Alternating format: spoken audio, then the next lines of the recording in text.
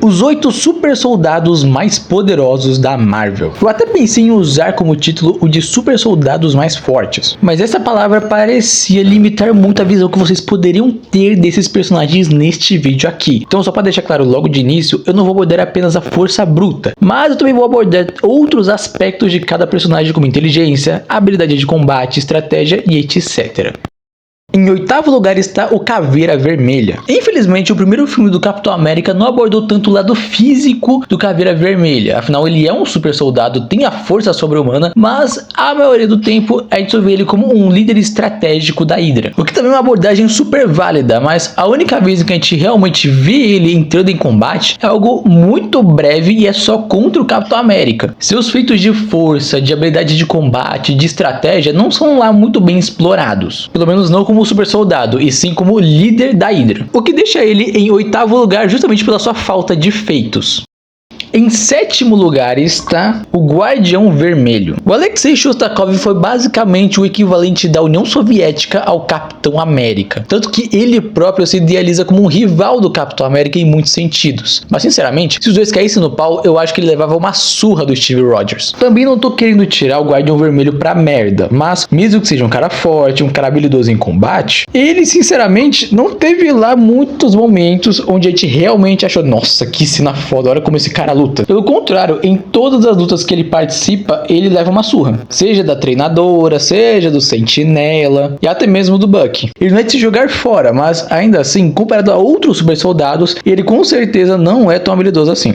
Em 6º lugar está a Karli Morgenthau. Tanto a Karli quanto os seus companheiros são os principais vilões da série Falcão e o Soldado Invernal. Eles são um grupo de super soldados que recebeu uma versão aprimorada do soro que usaram no Steve Rogers. E para você ver como a potência desse soro era grande, até para os padrões de um super soldado, a força deles era bem grande. Mesmo o Bucky, que também é um super soldado, teve que pelejar para lutar contra eles. Beleza, ele estava em maior número, mas ele era um cara muito mais experiente e mesmo assim estava levando um pau. Eu dei destaque aqui porque a Karli é a principal líder desse grupo e porque, como todo mundo ele recebeu o mesmo soro, provavelmente todo mundo ele tem o mesmo nível de habilidade. Em 5º lugar está o Bucky Barnes. Deixando claro aqui que eu vou analisar o Bucky e não o Soldado Invernal. Ou seja, é o Bucky sem a lavagem cerebral da Hydra e sem o instinto de matar que ele tinha. Ele teve treinamento militar, sabe mexer com armas e lutar. Só que naquela época, obviamente, ele não tinha o soro, então ele era apenas um humano normal, a sombra do Capitão América. Porém, depois de ele ser capturado pela Hydra e virar o Soldado Invernal, ele conseguiu se livrar da lavagem cerebral que foi feita nele. Que participou de inúmeros conflitos, como a guerra em Guerra Infinita, a guerra de Wakanda, e também a batalha final lá em Vingadores Ultimato. Então ele tem muita experiência já em enfrentar seres superpoderosos. Experiência que, claro, veio com o tempo, já que lá em Guerra Civil, por exemplo, ele acabou levando uma coça do Homem-Aranha porque ele simplesmente nunca tinha enfrentado alguém com super habilidades antes. Ele é um dos super soldados mais habilidosos. Afinal, além da sua experiência militar, do seu super soro, ele ainda tem um braço de vibrânio, um braço tão impenetrável, tão indestrutível, que nem o próprio Sentinela conseguiu destruir. O único problema do Bucky é que ele luta quanto ele quer, que basicamente quando o roteirista quer, porque tem hora que os roteiristas eles nerfam muito o Bucky, mas assim, o Bucky ele não é um cara que ele tem esse instinto assassino, esse instinto de luta que outras pessoas têm. Ele é um cara mais cansado, mais baqueado, afinal, mais de 100 anos de idade. Ele não tem tanto saco assim pra esse tipo de coisa, e é por isso que ele não tá mais acima nessa lista.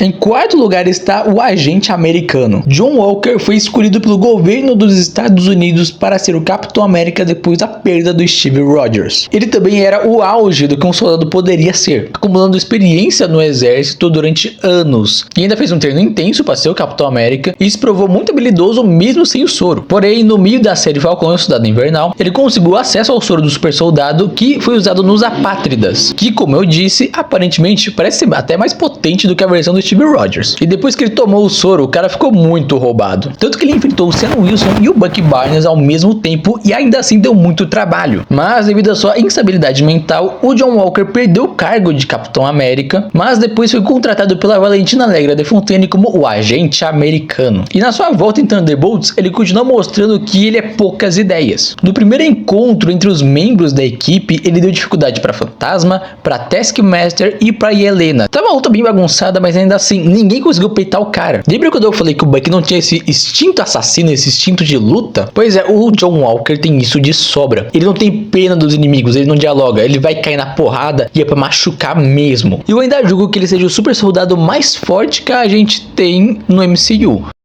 Em terceiro lugar está o Isaiah Bradley. O Isaiah teve uma história de vida muito trágica. Ele foi uma espécie de Capitão América da vida, porém o governo dos Estados Unidos usou e abusou dele em testes e ainda deixou ele preso durante anos. Mesmo velho, a gente tem noção de que ele ainda mantém bastante da sua força de super soldado, algo que fica explícito tanto em Falcão e o Soldado Invernal quanto em Capitão América 4. Agora, imagina esse cara no auge, ele era brutal, tanto que ele já enfrentou o Bucky como Soldado Invernal no passado e ele chegou a arrancar fora o braço de metal dele. E imaginando que os dois caíram na porrada numa luta franca e justa, é fácil imaginar que o Isaiah Bradley poderia dar um pau em vários super soldados dessa lista aqui. O único problema é que a gente não vê os feitos dele acontecendo, eles só são mencionados, e o único relevante deles mesmo é o fato dele ter enfrentado o Soldado Invernal. E essa carência de informações pesa muito contra o Isaiah. Afinal, como que ele conseguiu arrancar o braço do Bucky? Ele realmente conseguiu fazer isso com as mãos nuas, ou ele precisou de alguma ferramenta ou auxílio externo? A gente nem sabe como foi o desfecho da luta, se quem venceu foi ele ou o Soldado Invernal. A falta de detalhes não ajuda.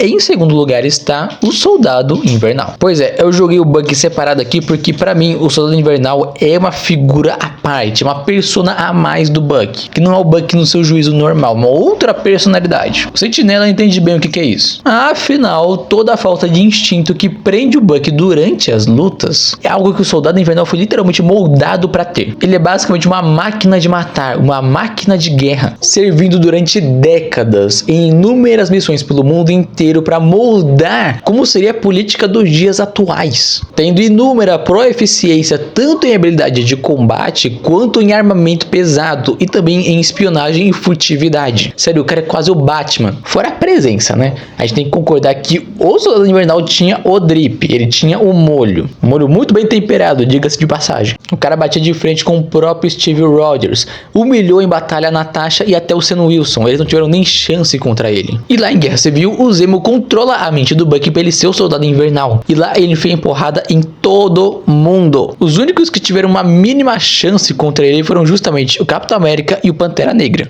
E em primeiro lugar, o melhor, o mais poderoso super soldado que a gente tem no MCU é, obviamente, o Capitão América, o Steve Rogers. Desde o início do MCU, o Steve já ganhou experiência em enfrentar seres que eram muito mais poderosos do que ele, como Thor e Hulk. E essa experiência tem que ser levada em conta, já que quando ele encontrou com o Homem-Aranha, por exemplo, ele conseguiu inutilizar o Peter Parker sem grandes dificuldades. E lá em Guerra Infinita, ele ainda conseguiu bater de frente com os filhos do Thanos, que conseguiram dar uma surra no Visão e na Feiticeira Escarlate. Claro, é um exagero de roteiro, mas ainda assim deve ser valorizado. Fora a sua força de vontade, a sua fé e a sua esperança são inabaláveis. Ele vai lutar até ele não aguentar mais. Como ele provou não só em todos os filmes dos Vingadores, mas principalmente na luta contra o Bucky e também na luta contra o Homem de Ferro e contra o Thanos. Steve Rogers foi o melhor super soldado que a gente teve no MCU e sim, em qualquer luta mano a mano com qualquer um dos outros super soldados dessa lista aqui, eu acho que ele venceria com certeza.